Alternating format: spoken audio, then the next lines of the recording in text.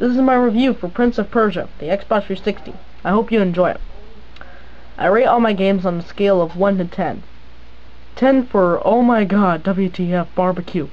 9 for amazing. 8 for great. 7 for good. 6 for good but needs work. 5 for bad effort. 4 for glass of beer. 3 for bottle of beer. 2 for a barrel of beer. 1 for throw up. Graphics. I give the graphics a 9 out of 10. Lighting is good, and shadows are put everywhere where they need to be. But the thing that I really loved was the effects that made it feel as if I was in the real world. There's even moss growing on the stair steps of the temple. Everything was built perfectly, and I give it credit for that.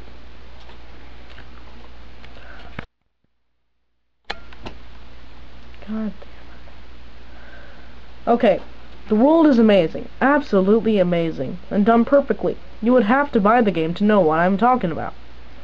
Rather than just walking around going from place to place, something I found very bland about Star Fox Adventures.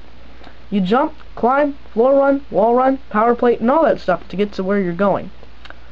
It's kind of like a puzzle, really. What I also liked was the fact where you could pick where you want to go on the world map. What I hate about the game gameplay is combat. I'm not saying I don't like the combat, I think it's great, but it gets really bland really fast because you're fighting the same boss over and over again, and it can get really stupid and really annoying. Except for the parts where you're fighting this one weird gray dude with a sword that comes out occasionally. And the fact that you were facing these creations of this guy called Ahriman, rather than the bandits and robbers I expected in the Middle East, except for the first level, but they suck at combat. I'll give the gameplay a 7 out of 10. Games always need good characters. I'll go over Elika and the prince from the manual and say my opinion on them later. The prince. Born to an ordinary family, the prince is a drifter.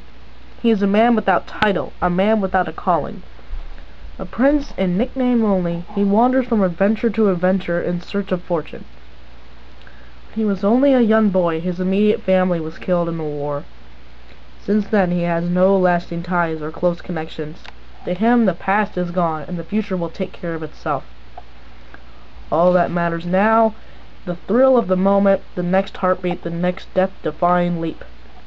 While the prince's adventures have taken him across the ancient world and into encounters with robbers, mad kings, and fantastical creatures, fate always seems to strip him of his treasures, leaving him only with stories to tell.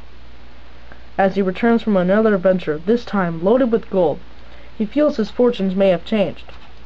Life might have finally given him some luck, that is, until he is swept up by a sandstorm and falls into a canyon. The course of his life once again is altered. This time fate has more in store for him. This time he may find more than gold. Prince. I like the new Prince. He's not the same guy as in the original franchise, but he is quite funny and has a great personality. I give him 9 out of 10. Elika. Born a princess of a small state, Elika has lived in a land cut from outside contact. For generation upon generation, the Ohora have guarded the tree of life to prevent Ahriman from being released. To plague the universe once more. Brought up amongst the stuff of legend and tied to an external duty, Elika's life has been far from one of luxury. When her mother died, and Elika's father, the king, retreated into mourning, Elika was left to care for her people. Practical and intelligent woman in a patriarchal society, Elika's life has been given to duty. That has not stopped her from dreaming of more, but there has never been more to show her what lies beyond her land, what exists beyond duty. Well, a magic woman. Reminds me of that song from Santana. That's someone I possibly want to deal with, but she is a great addition to the game. Except for the fact where she saves you all the time in combat.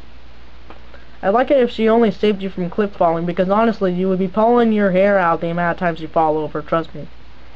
The compass power is extremely important, as I think if you didn't have it, you'd probably throw out the game the first hour.